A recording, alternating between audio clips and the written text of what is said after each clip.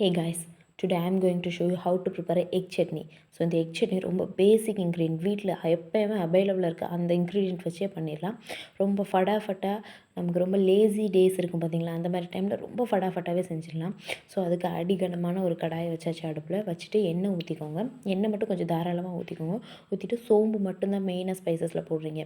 சோம்பு போட்டுக்கோங்க. சோம்பு நல்லா பொரிஞ்சு அந்த ஃப்ளேவர் வெளியில் வரணும். வந்த பிறகு கருவேப்பிலை ஒரு கப் ஒரு பாது இருக்கும் பார்த்தீங்களா, ஒரு லைன் ஒரு லீஃப் அது மட்டும் போடுங்க போதும்.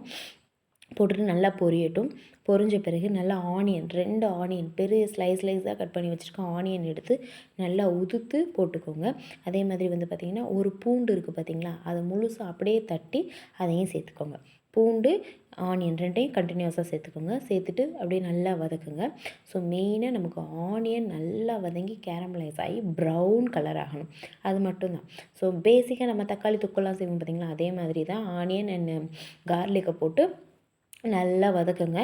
வதக்கி அது வந்து ஒரு மாதிரி கேரமலைஸ் ஆகணும். இந்த ஸ்டேஜில் உப்பு வேணாலும் சேர்த்துக்கோங்க, இல்லை ஃபைனலாக சேர்த்துக்கிறனாலும் சேர்த்துக்கோங்க. ஸோ இதுக்கு பிறகு நம்ம என்ன ஆட் பண்ண போகிறோம்னா, தக்காளி நல்லா பழுத்த தக்காளியாக 2 வெங்காயத்துக்கு ஒரு 3 தக்காளி அந்த மாதிரி சேர்த்துக்கோங்க. அப்போ தான் அந்த புளிப்பு டேஸ்ட்டு நமக்கு கிடைக்கும். அதுக்காக நல்லா ரெட்டாக இருக்க தக்காளி சேர்த்துக்கோங்க. நாட்டு தக்காளி சேர்த்திங்கனாலும் நல்லாயிருக்கும். நான் குட்டி குட்டி தக்காளியாக எடுத்திருக்கேன். அதை வந்து சேர்த்துட்டு இந்த ஸ்டேஜில் உப்பு சேர்த்துக்கிறேன் நான். உப்பு சேர்த்துட்டு நல்லா வதக்குங்க. வதக்கி நமக்கு தக்காளி தொக்குலாம் ஆகும் பார்த்தீங்களா, கொல கொல கொல கொல கொலன்னு அந்த மாதிரி ஆகணும். அது வரைக்கும் கிண்டுங்க, சரிங்களா. ஸோ இதை தவிர எக்ஸ்ட்ராவாக எந்த ஸ்பைசஸுமே நம்ம எக்ஸ்ட்ராவாக ஆட் பண்ண போகிறது கிடையாது. ஃபட்டாஃபட்டாக நம்ம வீட்டில் என்னென்ன இன்க்ரீடியன்ட் இருக்குது, தக்காளி, வெங்காயம், பூண்டு, பச்சை மிளகா வேணுன்னா பச்சை மிளகா சேர்த்துக்கலாம். அதை தவிர வந்து சோம்பு, ஆயில், அவ்வளோதாங்க. மெயினாக எக்கோட சட்னின்றதுனால எக்கு சேர்க்க போகிறோம். ஸோ தக்காளி தொக்கு ரெடி ஆகிடுச்சு பார்த்தீங்களா. இந்த ஸ்டேஜ்லேயே இதில் ரைஸ் மிக்ஸ் பண்ணி சாப்பிட்டிங்கன்னா இதுக்கு பேர் தக்காளி ரைஸு, இல்லை அப்படியே தனியாக எடுத்து வச்சு சாப்பிட்டிங்கன்னா தக்காளி தொக்கு. இப்போ வந்து ஸ்பைசிக்கு நம்ம வீட்டில் இருக்க குழம்பு மிளகாய் தூள் இருக்குது பார்த்தீங்களா, அது சேர்க்குறோம். நல்லா காரமாக வேணுன்றதுனால நான் இன்றைக்கி 4 ஸ்பூன்லேருந்து 5 ஸ்பூன் அளவுக்கு சேர்க்குறேன். நல்லா சேர்த்து கிண்டுங்க.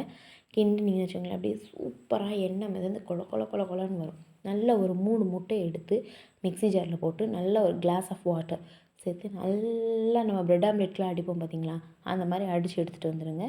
நல்லா கொல கொல கொல கொல கொலன்னு தண்ணி விட்டு அடிச்சுக்கோங்க. அவ்வளோதான். நான் கொஞ்சம் எடுத்து தொக்கு தனியாக ரைஸ்க்கு வச்சுட்டு இதை சேர்த்துக்க போகிறோம்.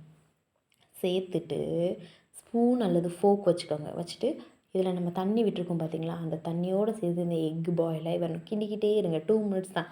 அந்த சட்னி அப்படியே அழகாக வந்துடும். ரொம்ப வெந்து பொடிமா செய்யக்கூடாது. அவ்வளோதான்.